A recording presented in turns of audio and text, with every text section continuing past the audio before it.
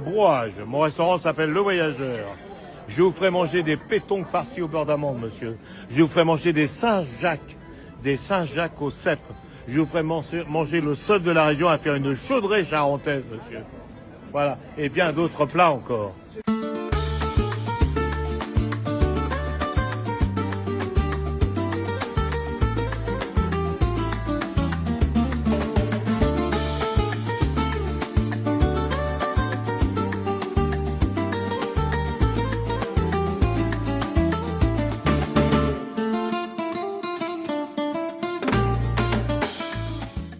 Direction la citadelle de Brouage, à 2 pas de Rochefort, pour découvrir le restaurant, le bar-restaurant de Max, Le Voyageur. Allez Max, on file en cuisine. On file en cuisine, on y va. Nous voici avec Max, écoutez, il est avec ses moules qu'il va rincer. Il est en train de rincer les moules. Max, alors. Alors oui, je rince mes moules parce que, excusez-moi, fait un peu de bruit, il y a des gens qui les font tremper dans l'eau. Il ne faut pas faire tremper les moules dans l'eau. On les lave, hein, et après, on va les trier. Parce que la moule est un produit très délicat, comme actuellement, vous savez mieux, produits moules et hamburgers sont des produits très délicats. Alors, ce sont des moules label rouge. Alors, ça, pas beaucoup en font. Les moules label rouge, c'est des moules, 1 kg de moules, il faut à peu près 380 grammes de chair. Bon, c'est des moules qui valent beaucoup plus cher, mais en qualité, elles sont absolument extraordinaires. Et vous n'avez pas de petits crabes ou vous n'avez pas des moules remplis de terre. Le triage des moules est très important. Bien sûr, tout le monde ne le fait pas, mais c'est très dangereux. Vous voyez, justement, voilà. Nous avons une moule, 2 moules cassées, une qui est ouverte. Et ça, ces moules, quand elles sont dans votre produit, au moment où vous sert cette part de moule, ça peut amener beaucoup de choses néfastes. Donc, il faut trier les moules tous les jours, une par une. Max, quelle quantité de moules mettez-vous par portion? Ouais, ben, on met à peu près, moi je mets à peu près 550 grammes. 500, oui, il y a encore une. Vous voyez, 550 grammes. 550, 560. Voilà, là, 580. Il faut ça à peu près pour une personne. Faut pas aller moins parce qu'à ce point-là, vous mettez rien. Maintenant, qu'allez-vous nous présenter? Ben, je vais vous présenter des demi-Saint-Jacques, voilà, et avec un beurre d'amande fait maison. Voilà, c'est absolument un régal en entrée, etc. On a déjà goûté et ouais. Je peux vous confirmer que c'est un régal. Voilà, voilà, voilà. Ça, c'est en permanence à la carte. Voilà.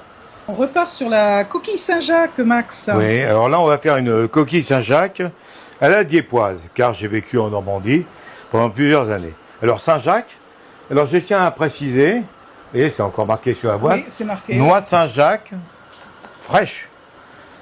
Parce que ici, les gens, un peu partout, parce qu'on a eu des gens du Havre qui nous ont dit, bien sûr, que la pêche est fermée en France.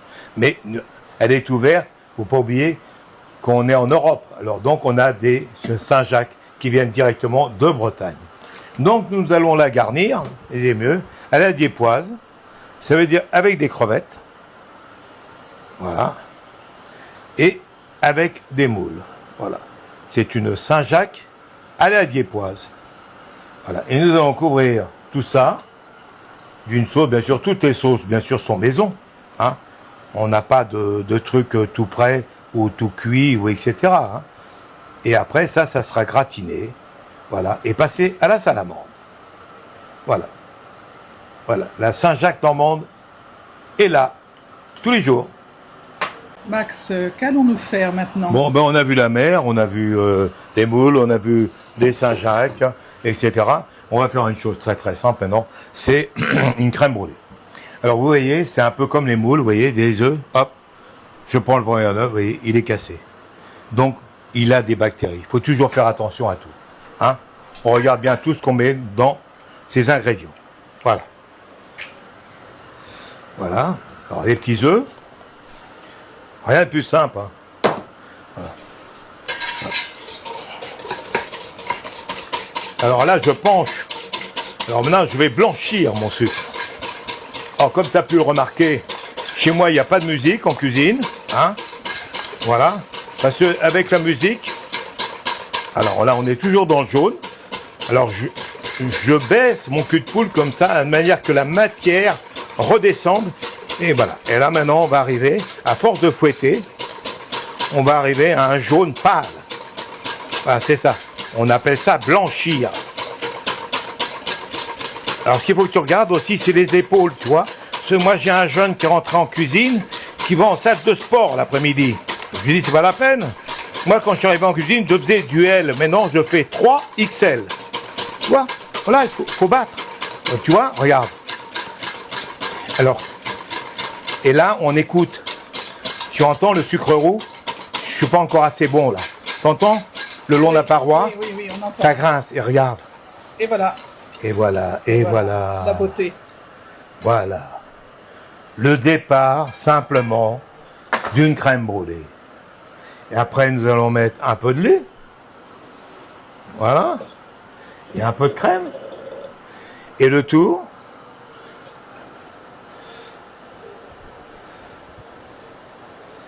La crème, voilà. Le lait. Voilà. Quand même, il faut pas longtemps pour faire une crème brûlée. Hein.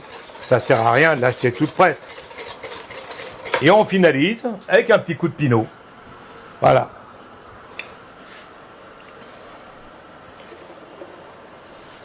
Ouais, il faut être généreux. Hein. Ah oui, vous êtes généreux, Max. Ouais, ben, je fais un peu une cuisine à la Maïté. Je fais une cuisine à la Maïté parce que moi j'aime bien ce qu'il faut dans le plat. Voilà. Voilà. Et voilà, et tu vois, cette préparation, là, tu as 10 crèmes brûlées. Alors quand même, payer ça 14 € au restaurant, c'est réellement des voleurs. Vous avez autre chose à présenter, Max, Oui, comme dessert? on a plein de desserts. Tous les desserts de façon sont maison, toutes les sauces sont maison, etc. Et là, c'est une tarte abricot en mémoire à ma grand-mère Virginie, voilà. Et donc c'est voilà, une pâte toute simple, voilà, avec des abricots et un petit peu tout. La simplicité. Max, vous avez d'autres plats à nous présenter? Oui, alors bon, en dehors des moules La Belle Rouge qui sont absolument avec sa fameuse sauce remarquable, vous avez le fameux grillon charentais dans lequel je mets du pinot et du cognac. Vous avez les cagouilles charentaises, hein, voilà. Alors on a une matotte d'anguille, on a une brandade de morue pour se rappeler la grande époque, premier port d'Europe, il faut pas l'oublier, Brouage, pour le sel, hein. On a un tartare de saumon à la québécoise, il faut pas oublier les Québécois. C'est nous qui avons découvert. Et puis on a sa fameuse chaudrée charentaise. Voilà, hein, la signature de la maison. Max, votre métier, vous l'adorez, hein, il me semble. Bien sûr, c'est un métier en or. Bon, mais les émus, il y avait mes parents avant. Il faut pas forcer les enfants. Il faut que les enfants fassent ce qu'ils ont envie de faire. Moi, j'ai un cousin très sympathique à Paris. Son père l'a obligé, en fin de compte, à faire son métier. Et sa femme, à la fin, était nettement meilleure que lui. Voilà. Mais il faut pas oublier, pardon. On n'est pas top chef. Hein, là, vous avez 3 heures pour faire une assiette. Là, le matin, vous avez 3 heures pour préparer à manger. Ça dépend des jours. 25, 30, 40. Entrée, plat et dessert. Donc, il faut se bouger un tout petit peu. Parce qu'un restaurateur qui n'est pas à son travail à 9 heures, attention, les dégâts dans l'assiette à midi. Sinon, c'est un métier en or.